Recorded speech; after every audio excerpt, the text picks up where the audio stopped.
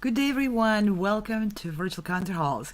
We are an independent broadcasting platform for musicians, music managers, music educators, and music lovers. I'm Anna Uspinskaya, and I'll be introducing today's program. We are dedicated to streaming live performances.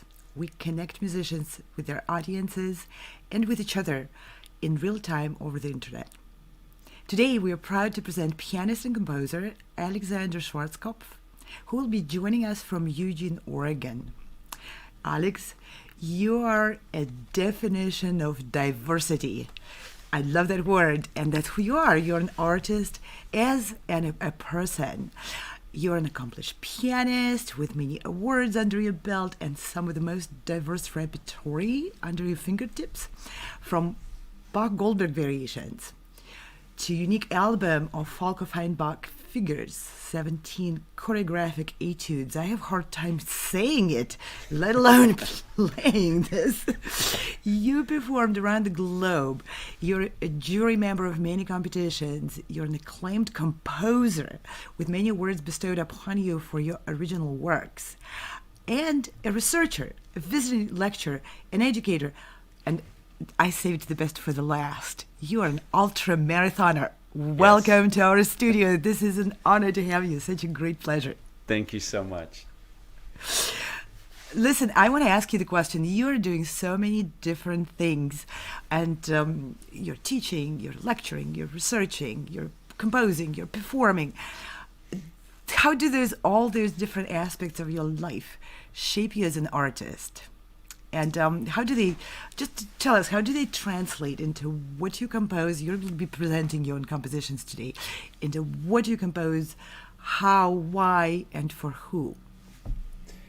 That's a broad question, but it is. To start, I think all of these, they comprise my desires in life, just because this is the stuff that I need as the ingredients in my daily life.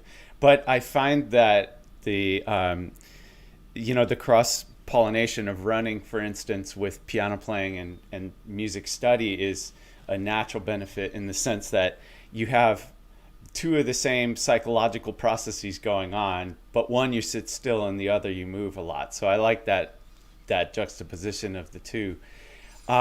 With regard to that, one of the things I always mention is the fact that in music we have loads and loads of polyrhythms, complex rhythms, complex sounds, all these things. And I think that in running, I also find that can be translated into breathing techniques. Mm-hmm. And so I oftentimes find myself on extremely long runs counting my footsteps and matching my breathing patterns in strange ways against that. So these things are all interrelated in my world. I grew up in an interdisciplinary household of artists, and so there was always an emphasis on numerous things. It was never just one aspect of the discipline, or whatever discipline is you're talking about. Everybody was playing music. My mother was an actress, etc., etc. So those things are all necessary in my life, I feel. So. How interesting about counting the steps and syncopating your breathing to the rhythm of the steps. And I want to mention, I saved this question to our program, didn't want to ask you when we were preparing. We are perched on the top of the mountain. And does that picture have some significance to you? Incredible significance. I took that picture that's about the middle of what ultra marathon I ran this summer, where we run to the base of a gigantic mountain and then climb about 4,000 feet to the peak. And we were gazing at this to see if we could cross the spine to get to that point I took the photo of, with the whole background behind it, but we were behind that naturally. But it was impassable, so we didn't do it. Oh, I'm glad you didn't do it. It looks impassable. I love mountains myself, and when I took a look at it, it just takes my breath away. It is craggy and loose. Am I planning on walking in the air? Yeah. So do you bring that into your melody lines, those peaks and those path lines?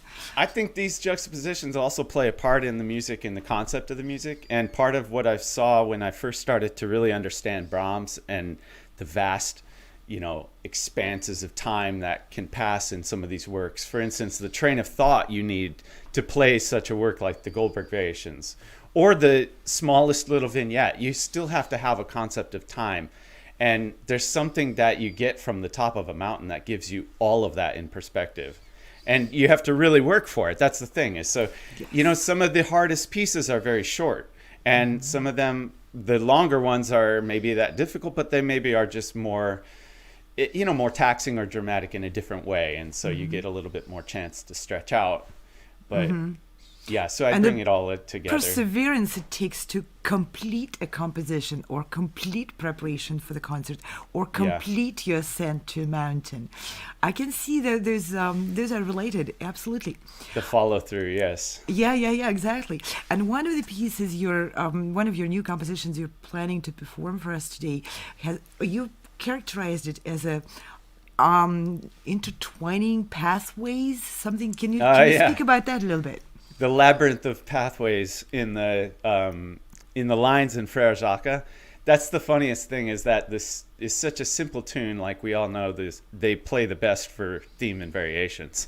But the ways in which this starts, once you start working on a piece, it starts to become a psychological journey, and you start to see bits of yourself in it if you want to really personalize it and make something of it. And so you start to work with it on levels that you find these pathways into an idea that might be drawing from some reality that you've experienced, and yet it's following through the storyline in the piece. And so that pathway is something that the piece itself takes, but you have to follow, and you also have to guide it as the composer. So yeah, exactly. Well, can you just briefly introduce the two works you're going to be performing, and if you plan on speaking after the first one, before the second, so our viewers kind of understand what to expect?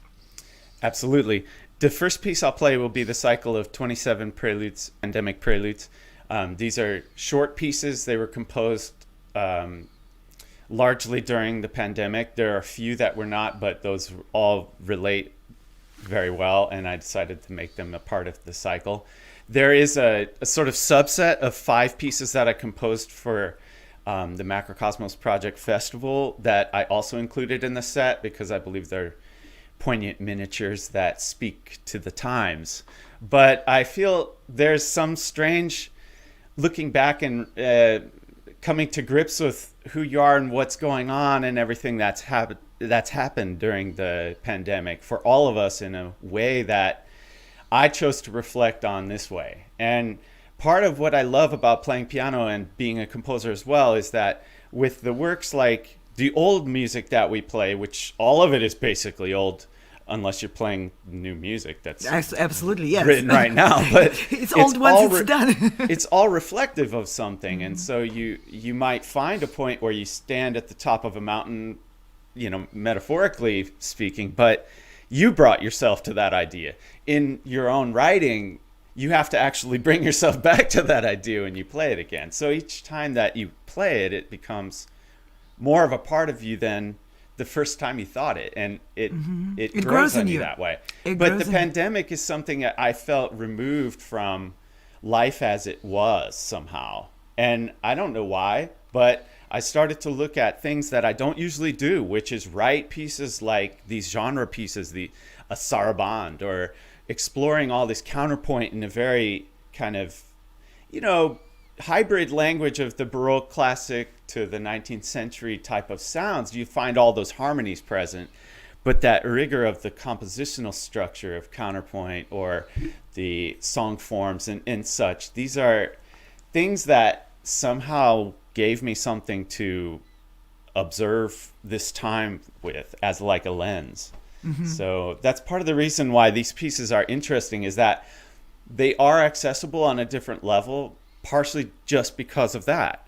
Because when you're left by yourself with your thoughts, you don't have that imposing pressure of something coming up where the preparation is different, and you have a little more time to dream and contemplate. So that's where I allowed it to just travel and go where it would.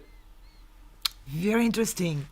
So, yeah, I can't wait to hear those. I heard a little bit of some snippets of it when we were preparing the tech, and I'm really interested, especially after you introduced And the train of thought which went into that. There are interesting things in there too. I have a fascination with Celtic music and like fiddle music from the Western, fiddle music in America and so on and so forth, and the Appalachian bluegrass. And I love all this music. I grew up around it and amidst it, but at the same time playing all this, older classical music as well as listening to all these performances. And there's something of that I tried to capture in some of these pieces. One of them particularly is Real. It's the third to last piece in the Pandemic Preludes, and it is a reel. And having played a lot of that music within different groups and such, there's a special challenge to making that sound, and there's a sort of circularity to it and a very folk native like culture to the music itself. And so that's part of what I try to capture in each of the individual pieces. You definitely bring vast variety and diversity of ideas, experiences, and different music languages, different styles. That's going to be quite a journey to hear the pieces. Now, are you planning to speak in between the pieces, or we just stay quiet and wait? I'll play the whole cycle of preludes straight through, and then maybe take a minute of a breather, and then go back into the variations. Awesome. Okay. Can't wait. So we're going to move to the concert part of it. And again, just if you missed some of the introduction, this is Alexander Schwarzkopf, who is a pianist, a performer, educator, lecturer, and a composer. And he'll be introducing two of his new compositions, which he created during the pandemic in reflection of his experiences as a person, as a traveler, as a marathoner, and as someone who endured this long time, a year in the pandemic. And now the stage is yours, Alexander. Thank you.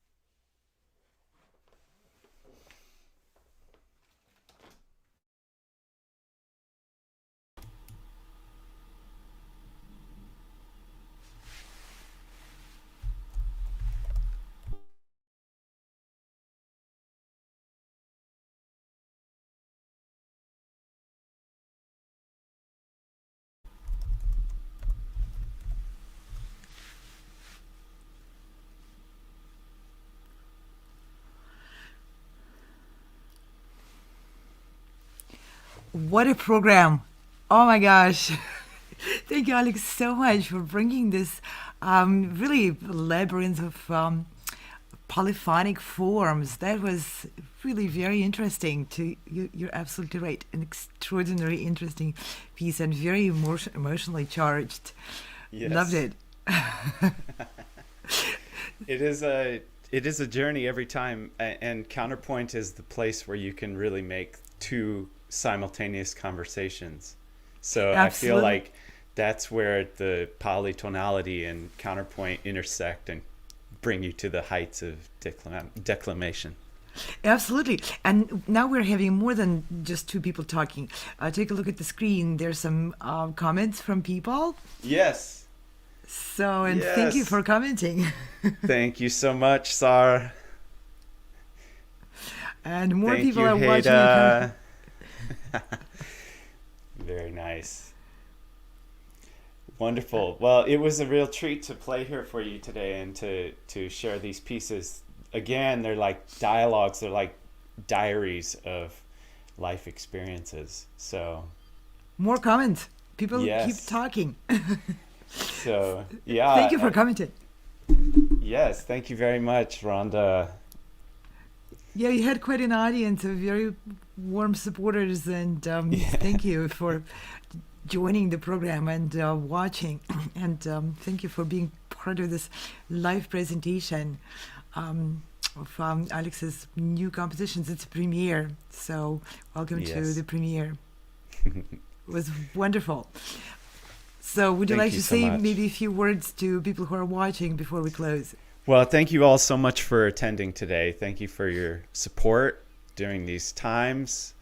As you know, artists worldwide have experienced a serious hit from this experience in this pandemic. And I feel like it's so vital as now that more than ever to share each other's experiences and to observe each other's works and listen and partake in the experience of what this is for each person. And I know so many people, and I can't imagine how many people I don't know that are creating incredible music and artwork and theatrical productions. Just, we're going to have, the floodgates are going to open when this thing is under control. That's right. Exactly. Thank you, Jeff.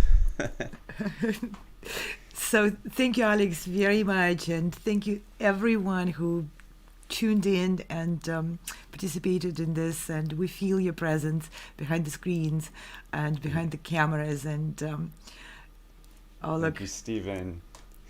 Yeah, thank you very much, Anna. Thank you for hosting me today and for presenting me on your platform. This is fantastic. This is a wonderful opportunity. Thank you. Appreciate you coming in and sharing your talent and your thoughts and your work. So more comments are coming. Absolutely. Thank you, Bryce, very much. Thank you, Bryce. What a pleasure to feel support of others who are watching. Thank you, Kim. Thank you, Kim. What a great audience. And I want to also extend thanks to our producers.